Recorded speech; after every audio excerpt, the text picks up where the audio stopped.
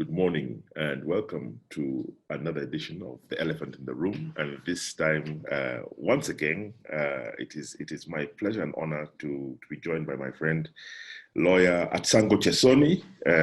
Atsango was deputy chair of the Committee of Experts on the Kenyan Constitution. She was also a delegate at the Bomas Constitutional Conference. She's also a former executive director of the Kenya Human Rights Commission, and she remains an active Kenyan in a variety of fields. Good morning, Atsango. Good morning, John. How are you? Very well indeed. We were speaking last time in part one of this conversation, and you took us through a really good detailed sort of timeline of the entire Bomas process that ended up with this with the constitution that we have now. And I wanted to ask you if we can start with the conclusion of the journey that you were shepherding by the time the Committee of Experts was handing over basically to the political class, and the constitution that emerged out of their hands is quite different from the one that the Yashpal guy, the led Bomas process, and the committee, the document that the Committee of Experts, led by people like yourself, had put together. What eventually emerged was quite different, and yes. I just want you to just give us a bit of a snapshot of what happened. So this was sort of like the third iteration. This final iteration of the constitution was the political one, the one which went to the people in the referendum in 2010. If you could just give us a snapshot of that handover from yourselves to the political class and what changes you saw implemented. So there are certain areas which you can discern have always been an issue for the political elite. For example, the question of devolution. Which the harmonized draft that we submitted to the public in December 2009. Yeah. Actually, it was November 2009 that that the public had an opportunity to give their views on. Yes. We received lots of views with respect to the levels of devolution. Yes. And so, although our draft had provided for 3 levels of devolution, in the same way that our draft had provided for 3 levels of devolution, including a regional level. Yes. We received several submissions for 2 tiers. Okay. And so we had no option but to change that because we had, because of the amount of submissions that we had received on that specific question. Yes. So that is the one aspect of the revised harmonized draft that was changed, because it's the revised harmonized draft that went to Naivasha. Yes. It's the one aspect that was changed because of the public views we received. Okay. I will never know, and I don't think any of the members of the committee will ever be able to say whether or not those views were orchestrated. Okay. Because, for example, at one point in time, the executive director came in, Dr. Okot, and informed the committee that he had Dr. Ekuru Okot. Yes, was executive director of. He was the executive director. He wasn't a member of the committee. He was the executive director. He was our chief administrator. Yeah. And so one of the departments under him was one on research. Yes. And that was the department that was responsible for collating and ensuring proper analysis of the views. Yes. And so one of the things that department discovered was that there was a set of views that were identical. Okay. The only thing that had changed on them, yes, was signatures. Okay. So you could tell that there were things that people. So we had those views, for example, had to be disqualified because it was so clear that they had been orchestrated. Okay. So we don't know whether or not, in respect of the question of devolution, a similar orchestration happened, but in a more sophisticated way. Mm-hmm. Because we received reports, Ekuru had discovered some people had hired university students. Yes. you know, and had them, like with respect to the ones that were disqualified, had hired some university students and had them sitting in a hall, just signing, you know, they would come in and they would sign. Yes.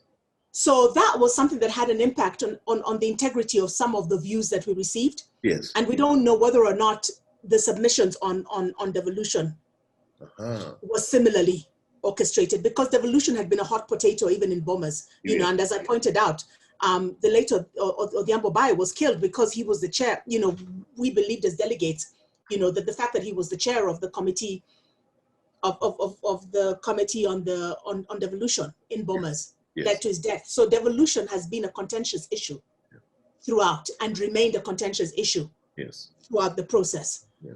So so somebody had gone to court challenging whether or not the districts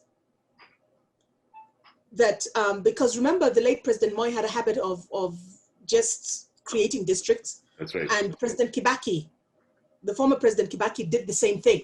Yes. So somebody went to court and challenged the legality of those districts. And I think the late John Mishuki, Honorable John Mishuki, is the one who actually, it was a case that he had brought, one of the cases that he had brought. And so there was a court decision that came out before the committee started sitting that said that all the districts that had been created post-independence, other than I think 3, were created illegally. Okay. Now, as the committee, we didn't have the time or the wherewithal to be able to, you know, the expertise, because remember there was an interim boundaries commission that was supposed to be dealing with those kind of questions. That's right. To actually create the new administrative units that would serve in terms of devolution. Yes. So we basically had to take, we were bound by law. Yes. In a way, to take the 47. Okay. Because I know there's a lot of debate, you know, people very often go into, like, do we have too many counties? You know, why do we have the 47 counties? You know, I've heard people who refer to them as ethnic fiefdoms that the British created. Yes, it's those ones, but the Kenyans put themselves in that position. When they, you know, when they went into that process and disputed, and then proceeded to submit those views in that way, we couldn't observe fidelity to the law and integrity to the process and not respect the fact that whether or not we cared for the way in which those counties are defined. You know, that we would not have, you know, we had no say in that. What we did do was put in the constitution provision. There is a provision in the constitution that allows Parliament in the future, on a future occasion, to actually have those boundaries, to set up a commission that would then have those boundaries reviewed, etc. You know, so there is room in the constitution if we arrive at a place in the future as the Kenyan people, whereby I think we have enough of a sense of national identity that we would want to have the counties defined in a way that doesn't reinforce ethnic chauvinism. We could do it. You know, but the question you have to ask yourself is do we have a political elite that is willing to do that? And so there's, you know, because the political elite, the regimes, the various regimes we've had were very opposed to the issue of, to the idea of decentralization. And the Kenyan people had complained about, you know, the fact that the state was so centralized. I remember doing some work on the Water Act, which was our first pre the Constitution experience of decentralization of like a key service. And when I was talking to people in the former, what used to be the Rift Valley province, you know, they said to me, our headquarters is in Nakuru. You want people to come all the way from Turkana to Nakuru. You know, you people keep talking about Nairobi, but do you understand how long it takes? And for Turkana is one of those parts of the country where, you know, there was a lot of conflict around water. You know, because again, you know, yes, we know there's been those discoveries about the underground water sources in Turkana, but this hadn't happened yet at the time that I was doing the, I was doing that work. Yes. And so for people in that area, if you were to ask them what their priorities are, yes, it's like when oil was discovered in Turkana. For people, the issue that really for them, what would be the real gold that they want is water. Yeah. And so you have decisions being made in Nakuru or Nairobi, West Still, about critical issues that communities would go in a different direction on. But the centralization of the state has favored hegemony and has fueled the kind of corruption that we have seen, in my opinion, and ethnic chauvinism, that we have seen over the years. So that was one area. The other two areas were around integrity. I had told you how with Chapter 6, they threw out the provisions for the Ethics and Anti-Corruption Commission, and so we had to reintroduce it. And then another area, of course, was the system of government, which they changed completely. Both the revised harmonized draft, i.e. the draft that the Committee of Experts submitted to the Parliamentary Select Committee on the Review of the Constitution, and the draft that Professor Guy submitted to the National Constitutional Conference, as well as the Bomas draft. All those three drafts provided for a parliamentary system of government. The parliamentarians, in their own wisdom, chose to go with a presidential system of government. So for them to be returning to us as they are today, and complaining about that system, it's complete. For me, I don't buy that the concern is the system. No. Because they have had three opportunities. To and many of the people who were key players at those points in history are still key players. They have had three opportunities to institute a parliamentary system of government, and they have rejected them when presented with those opportunities. I mean, if I can just pause you there, and because I think what you're talking about is the debate that has grown around the Building Bridges initiative that was embarked upon in March 2018, which has built up now, is mixed in together with the Kenyatta succession and the upcoming elections in 2022. And there's been a huge amount of debate about that we, after 10 years, we need to sort of, take our constitution into the garage for a bit of fine tuning and upgrading after all the wear and tear of the last 10 years and all the lessons learned. And I just wanted to get your views on that. I mean, I hear you very loud and clear that the system that some of them are discussing now, they want to reintroduce a parliamentary system, is something that they had three opportunities to adopt and rejected them each time. I mean, the promise of presidential power is so alluring to our political class that they'll talk about a parliamentary system, but the moment they feel they can own all these presidential powers, they go for that instead. And so I just wanted to get your take on the current debate around the need to change the constitution, and two of the issues that float up most often in public discourse are devolution. This issue that we have too many counties, is too expensive, et cetera, sort of whining and whinging. And it's something which they push on about. But then there are also those who are saying, we need to, implement a parliamentary systems. The system of government is also being discussed. So there's talk of increasing the number of positions in the executive, etc. And so it seems as if we keep on coming back around full circle to the same bunch of contentious issues which the political class is particularly invested in for their own sort of personal, political, and commercial reasons. So my view is that there are those who have never accepted the concept of decentralization. And we all know that the history of Kenya is one where we have had an uneven development pattern. Yes. You know, the British came here with an extractionist agenda. Yes. And so there are parts of Kenya which to them were useful, and there are parts of Kenya which were not. Yes. And then the famous session paper, I can't remember, the one that Tom Boyer developed. I think it was session paper number 10. Yes. Oh. You know, followed those kind of patterns. Yeah. Whereby like northern Kenya, those parts of the country which were not, because for the British, it was a lot of it was around agricultural land. Land. Yeah. You will find historically the infrastructure in those parts of the country is not as good. Yeah. Access to health services, even access to education. So that there's been systemic discrimination.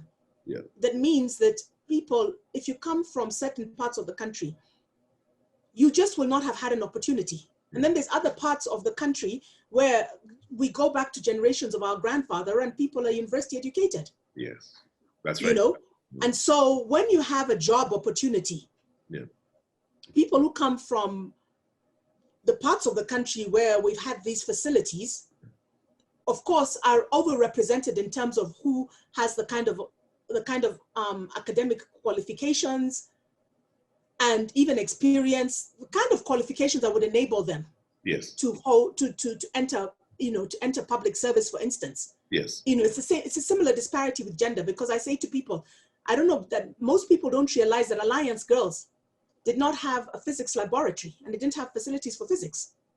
Okay. So the women who were our first doctors, literally, I remember my mother, God rest her soul in peace, telling me that when she was, when she was a girl and she was in Alliance, they literally had to pull straws, and it was the two girls that pulled the two shortest straws that got to go take physics, and they would go over to the boys' school. Okay. So she always wanted to study physics, for example. Yes. And and so what you will find is that when you look at something like engineering, for example, if you're going to have a job which requires somebody to be an engineer of so many years of standing, women would automatically, there are very few women who would qualify. Yes. You might have some, I'd say a decade or two ago, you may even have found that you didn't have any women that qualified. You just automatically disqualify them. Yes. The same applies to people from certain parts of the country, whether or not whether they're female or male. Because those parts of the country, I remember, a friend of mine saying to me, "Oh, I don't understand. People always say that, people from my part of the country, we're advantaged, but I've worked hard. My family's poor. So, I worked very hard in school." So I said to her, how many schools were there in your general vicinity district? Yes. Your general, in your local community. There was, I can't remember how many public schools. I said, yeah. Do you realize that for somebody from northern Kenya, there are no schools within a similar radius? Yes. Because I remember again, when the last census, not the one that we've just gone through, was being done, there was a community in Tana River that said that they've never been recognized. Yes. That community also said that they didn't have anyone who had got to Form 4. Okay. So, people, I think, don't understand the level of disparities. No. And what has happened with the Constitution, I would say, despite all the problems with devolution, and despite reservations about could the counties have been divided better? Yes. Yes. But despite all of that, I think it has made a huge difference for people to be able to have local leadership, and in places where we've had progressive, committed leadership, and I'll just mention Makueni, for example, where there has been respect for the law and respect for the constitutional principles around participation, etc.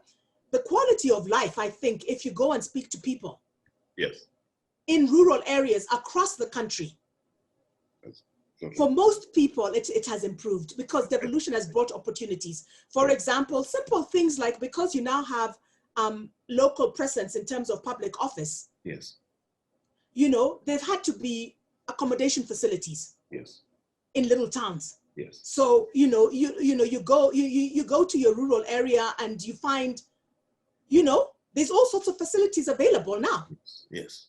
Because it then has its own growth stimulation, yes. let alone the fact that because now people are deciding what needs to be done.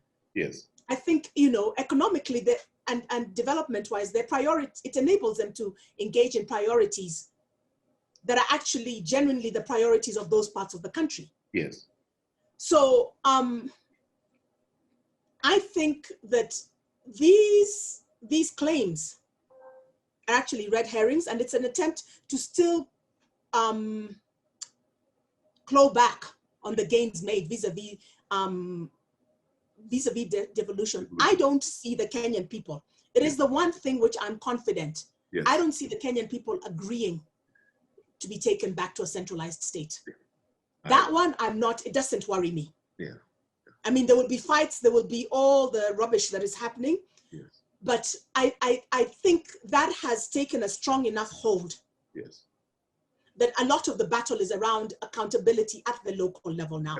Yeah. Yeah. Getting governors to actually do what they're supposed to do. Yes. At the level of the center,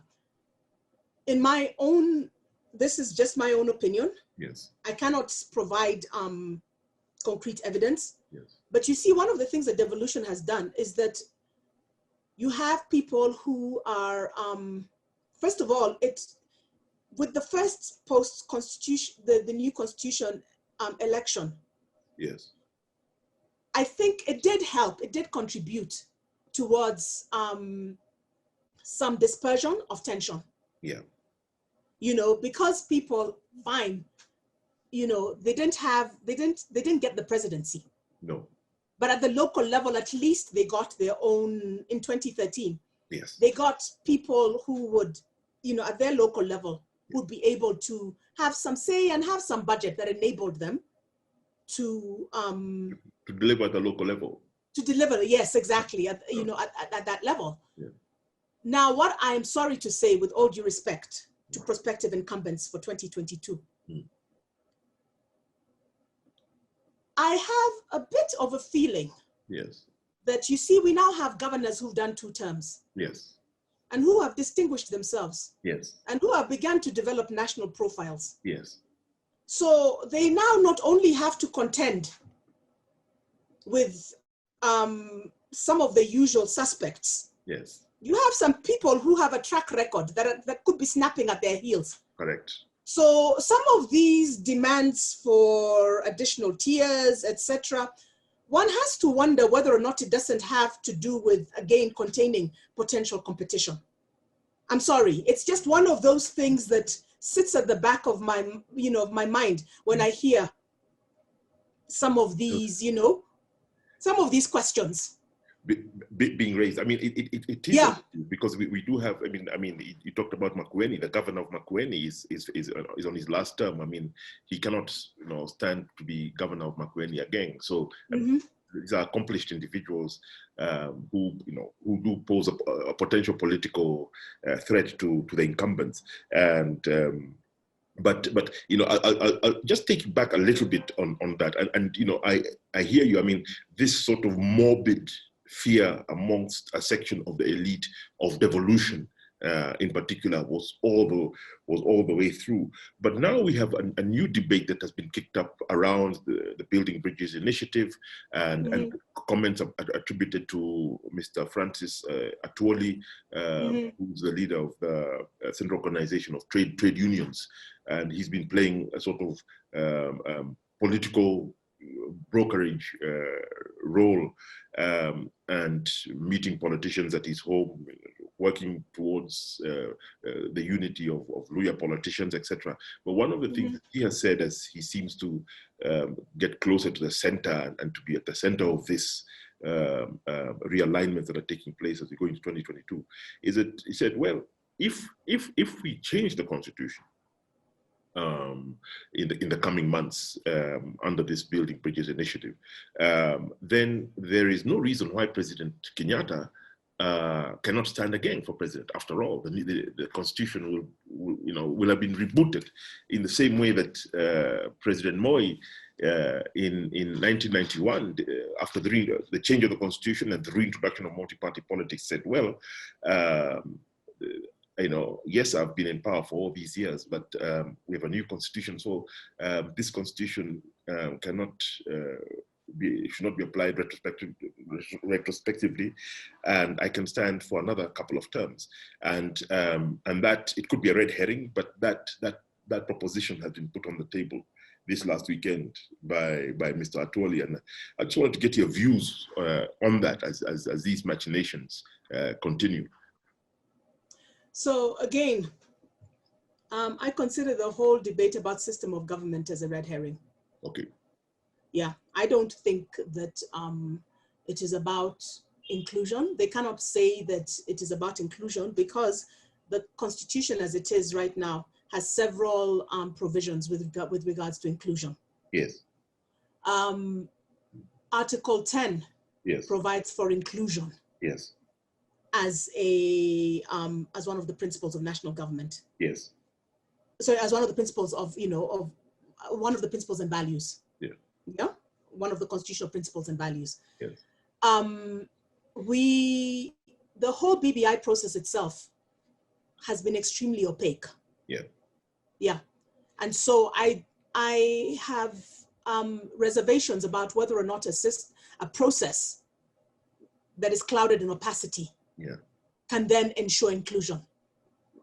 Because the way in which this constitution got to, the part of the reason why this constitution was inclusive is because we had a participatory process.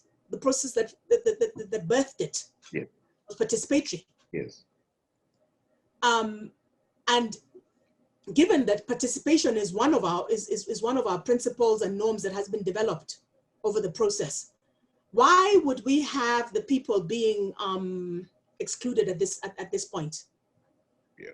This whole quest around BBI has been clouded in opacity. We had a couple of people sit down. Apparently they seem to have had an issue between themselves. Yeah. Because, personally as a voter, I didn't go to the vote and vote for the person that I voted for because I liked or disliked the person. Yes.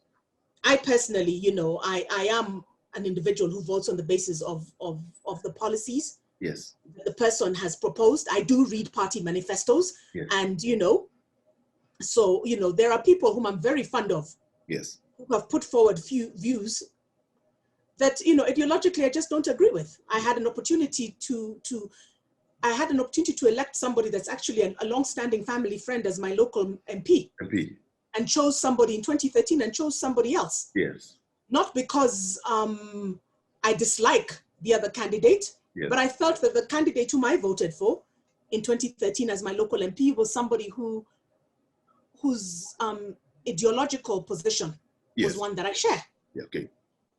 And so similarly, when I was going into the history earlier, in part 1, these are some of the issues that I hope that those who are participating in or who are viewing the interview will put their minds to.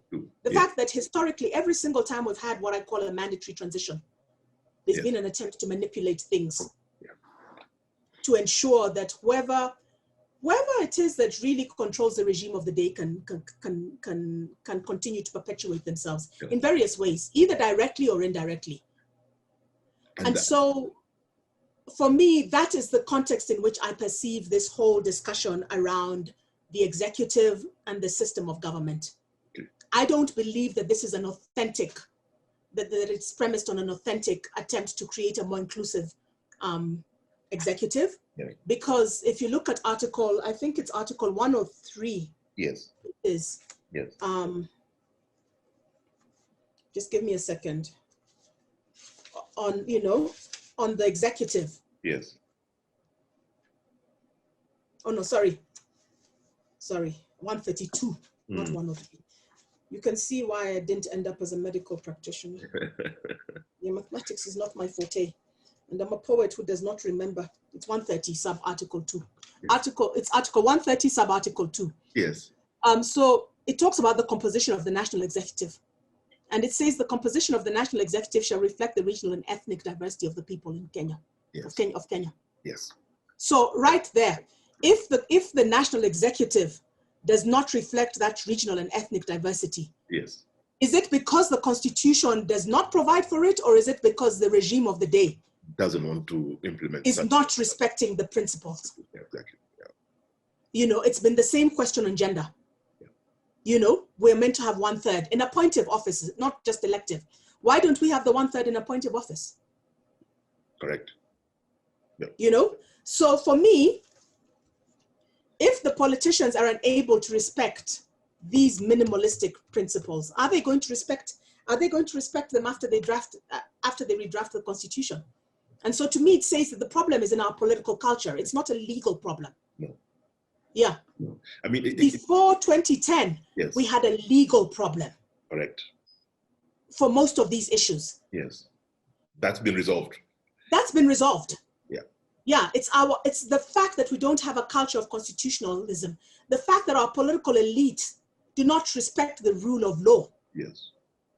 That's what's giving us problems. And so it's a much tougher question to deal with, because what the Kenyan public has to understand is that we have to find a way of institutionalizing a culture of integrity, a political culture that respects principles of integrity, the rule of law, and that's not going to happen by changing the law. We seem as Kenyans to think that every single time there's a problem, we need to go tinker with the law. The problem is sometimes not with the law. No. In fact, sometimes it is because the law is very good. Yes. And so I want to come to another aspect of why I personally think that the parliamentary system has become so attractive, and it links to the Atwoli issue. Yes. You see, the parliamentary system in many places does not have requirements around terms of office. That is true. It doesn't have term limits, you know? So one of the favorite cliches that African leaders confronted with the coming of end of their term of office is one of the favorite cliches that they love to regurgitate, is that Angela Merkel has been Chancellor of Germany for for whatever period. Well, here's the thing: Kenya is not Germany. No. The people of Kenya decided that anyone who is head of state can never be head of state for more than 10 years. Yes. Period. We don't care how young or how old they are. Yes. I personally subscribe to that view because I consider public office to be a public good. And it therefore should not be monopolized by any one individual or any group of individuals. I think it fundamentally offends the principle of inclusion and of the principle of equity and the principle of equality. Yeah. You know, all citizens should have the opportunity and genuinely experience the opportunity of having access to public office. Yeah. So to me, in a country that is multi-ethnic, multiracial, multicultural, and like all countries across the globe, has persons with disabilities, has people of different genders. Yes. Our political system should enable anyone, regardless of where they're born, regardless of the kind of socioeconomic background they come from, to genuinely have an opportunity to hold public office, all forms of public office, including and in particular the highest public office, and the presidency is the highest public office. Yes. Under no circumstances should that be the monopoly. Yeah. Because if we wanted a system where it was the monopoly of one particular family, we would have had a monarchy. Correct. The Kenyan people would not have sought a republican system. No. Yeah. And so by the Kenyan people insisting on having a republic where we have an electoral system, because the people are sovereign, they were instituting a process that would allow all people to have access, equal opportunity at public office. And so to me, it fundamentally offends that the arguments that were being put forward by Francis Atwoli, with all due respect, yes. offend several fundamental constitutional principles, including around inclusion, especially that particular principle. And so now, how was this dealt with? Because Kibaki could have done Amoy. Yes. In 2010. Yes. The Constitution expressly provides that nobody who held, who had held the office of head of state, yes, or president, was eligible to run under this Constitution. Yes. So President Kibaki, having been the incumbent at that time, yes, was expressly barred by law for running for office. Correct. I do think if the BBI argument produces provisions for a parliamentary system, yes, because right now we don't know what it's going to produce, no, and therefore the Constitution has to be amended to provide for a parliamentary system, yes, I think they should be the people of Kenya must demand that there are express provisions, yes, requiring as part of the amendments, yes, requiring, first of all, that no one who has ever held the position yes, of president is eligible to be prime minister or president, period. Yeah.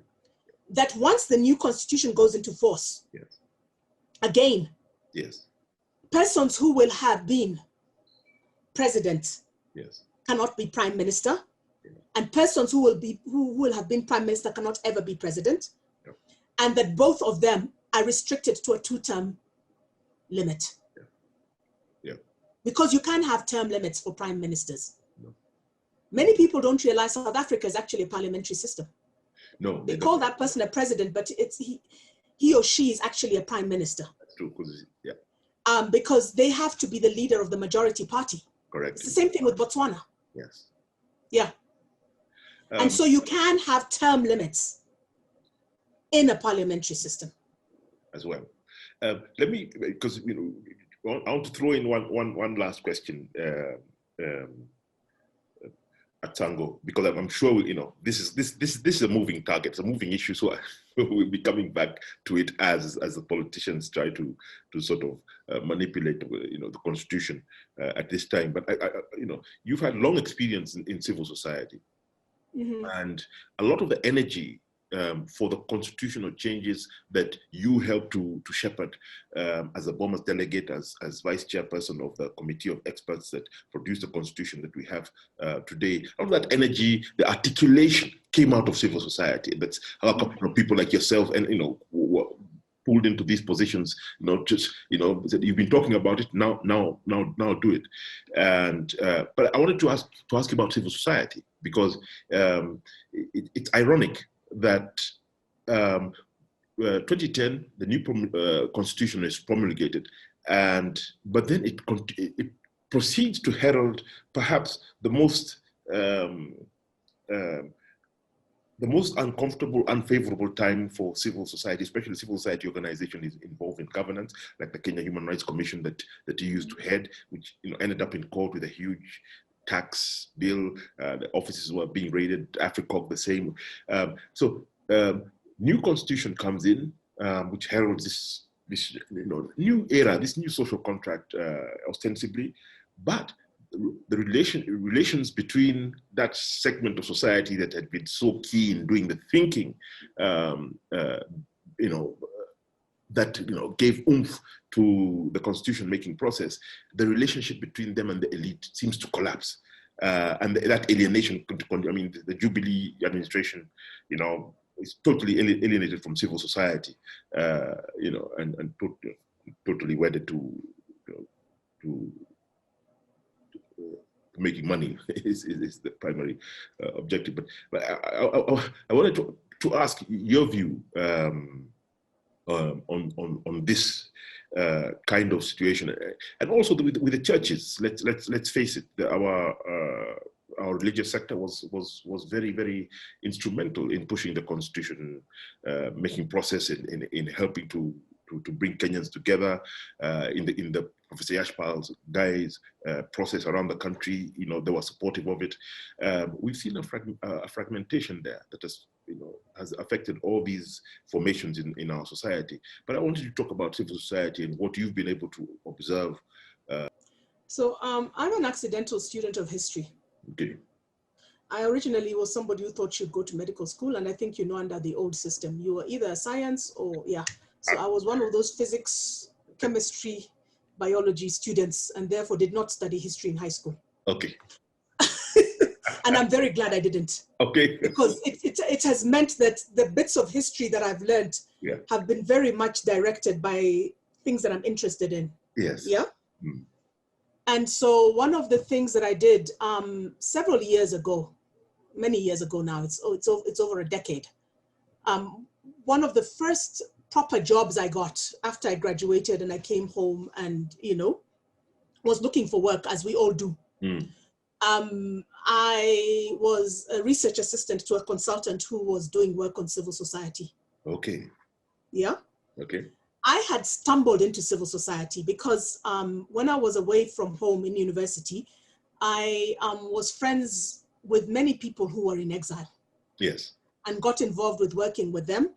And so it was a natural home for me when I came home, because to engage with people who became known as some of the leading lights in civil society, and that very robust period of civil society that birthed the Constitution. Because basically, the people who had been dissidents, the Mwakenya people, the people who had been involved in the work that was agitating for the return to multi-party democracy, came above ground around 1992 through civil society organizations. Yes. So I've never, which in those days used to be known as non-governmental organizations. That's right. So I have never been wedded to civil society as an institution in and of itself, in the sense of, we must have NGOs, we must have civil society organizations. For me, it was a very utilitarian relationship. They were a vehicle through which those of us who were committed to creating a truly democratic state could work. Yes. And so I give this as like my little bits of, I think we must be prepared and understand that when you have a hostile state and a hostile regime, when you have a hostile regime that is holding the reins of state, yes, they will always try to crush that which they perceive as most threatening to them. Mm.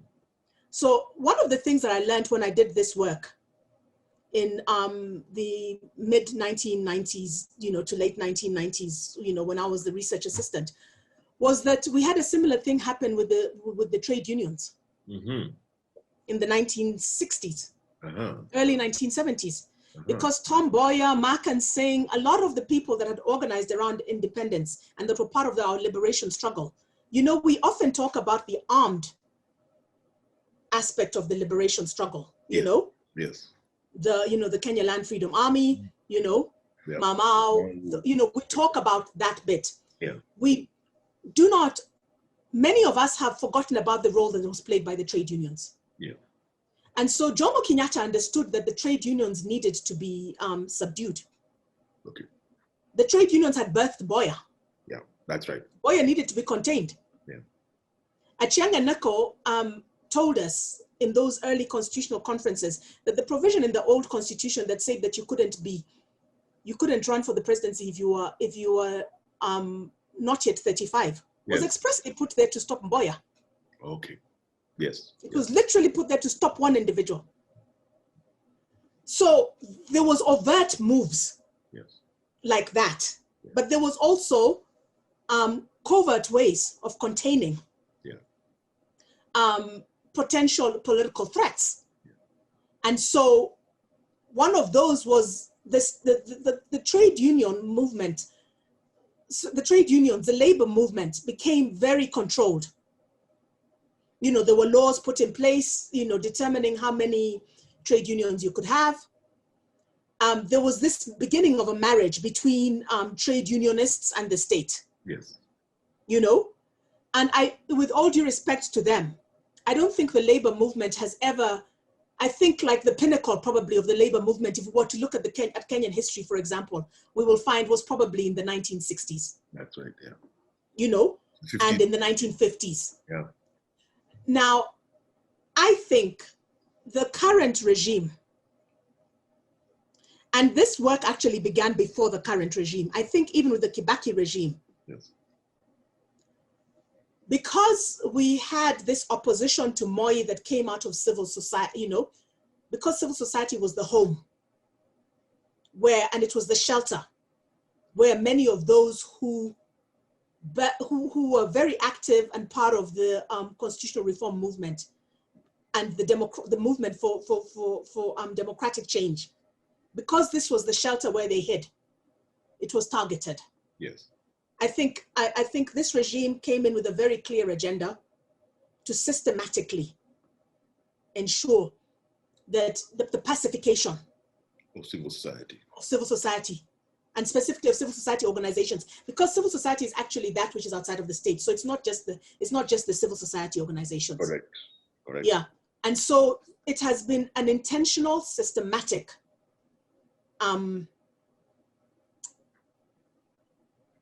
containment of that particular set of actors, of non-state actors. With the religious actors, I think it is a similar thing. Yeah. Because I think they were used to mask what was actually an ethno-political agenda. Yeah. So all these challenges that we saw to the constitution on the basis of, oh, you know, there's going to be Kadhi's courts, oh, it's providing for abortion, oh, it's providing, all of that was because, in my opinion, one could not openly prosecute that ethno-political agenda. Yes. And so it would be interesting to do an analysis of religious organizations today. That's true. Particularly the Christian ones. Yes. From a perspective of respect for the principles of diversity. Yeah. In terms of their own governance. Yes. Yeah, in terms of their own governance structures. You know, so to me, again, I see it in the light of those attempts to contain the elements where there is a threat perceived. And I think civil society organizations, that for those of us who have been active in civil society, driven not by a need to get a job, but because we believe in a democratic state. Yes. We must be prepared that we will have to find and ensure respect for the principles of diversity and participation, because that's actually what is under attack. People need to understand it's not about the CSOs. No. It is about the principle of participation and more active civic engagement. Yes. So Kenya's citizenry, because to me, one of the challenges has been that I think there are many Kenyans who think that they have subcontracted civil society to carry the journey on vigilance. I have a friend who walked up to me one fine day in a store and said to me, oh, you know, I work for such and such an institution, and this and that is happening. You people in civil society need to do this. And I'm looking at her. I get that all the time. Yeah. And I'm like, so why do you think it's my job? You're an intelligent woman. You're on the front line of where this is happening. Yes. You have more information, and academically, by the way, she's far more better equipped than me. She has higher degrees and has worked in various legal sectors. So actually, I think she's far better. She's vastly superior to me in terms of competence to actually tackle the particular issue she was talking about. Yes. So in a way, for me, it's actually not necessarily a bad thing. I think we need a critical mass of Kenyan people who understand that we have a responsibility to defend the democratic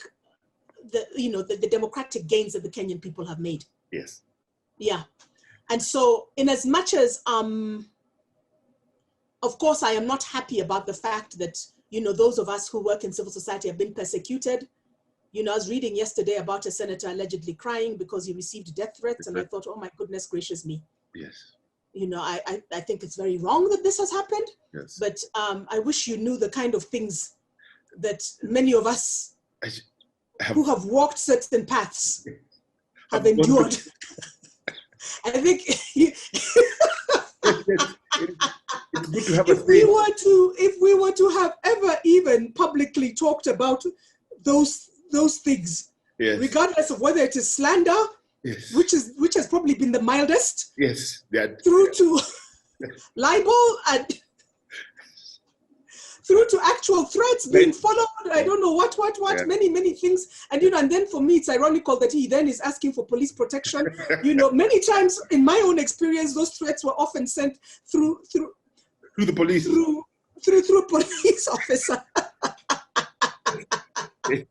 You know, it's so. Unfortunately, Atsango, as always, you know, it's always such a pleasure, you know, and such a mine of wisdom from you.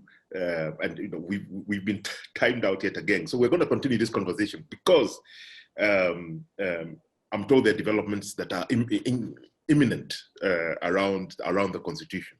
So I'm going to book your time yet again for us to continue this very important conversation.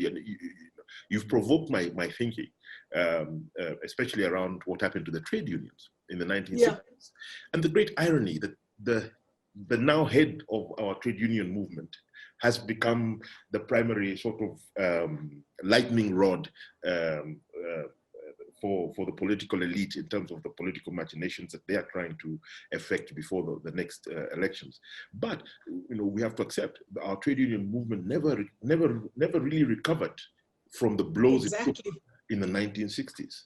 Exactly. And so, you know, it poses a challenge to civil society of what kind of civil society survives from this particular period of tremendous hostility from a state that you very correctly describe as their primary opposition is to inclusivity and to diversity and to devolution. And you know, Atsango Chesoni, thank you so much for your time this morning. As I said, I'm pretty sure we'll be coming back to you because the area that you're a specialist on is very much a moving target. And to be honest, we're confused. You know, I think many Kenyans are confused.